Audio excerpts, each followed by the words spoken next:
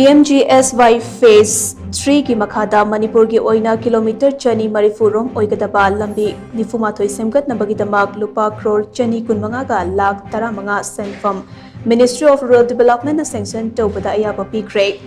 Hiram असिगी मतंगदा agency की पाव अमना हाई खुंगंगी लंबी थोंग हेना फगत हंदुना कनेक्टिविटी मतिक जाना लैनबा अमसुंग इकोनॉमिक ग्रोथ हेंगत हन्नबगी पांदमदा मिनिस्ट्री ऑफ रूरल डेवलपमेंट ना PMGSY Phase 3 की मखादा तोंगान तोंगानबा स्टेट मरीदा लंबी थोंग सेमगत सागतनबगी प्रोजेक्ट सिंग अयाबा पीखे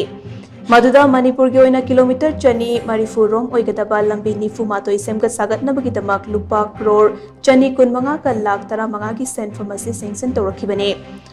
मिनिस्ट्री की थौरांग असी ममांगदा PMGSY Phase 3 की मखादा मणिपुर की ओइना किलोमीटर 500 सुपना अनिरोम ओइगदबा लंबी 53 सेमगत सागतनबगीदमक लुपा क्रोर चमरी सुपना मरीगा लाख 62 की सेंफम सेंक्शन तौखिबा अदुगी मखा चथरकपनी हाइरी PMGSY Phase 3 की मखादा मिनिस्ट्री ना लंबी थोंग सेमगतनबगीदमक प्रोजेक्ट सेंक्शन तौरखरबस अतई स्टेट सिंग अदुदे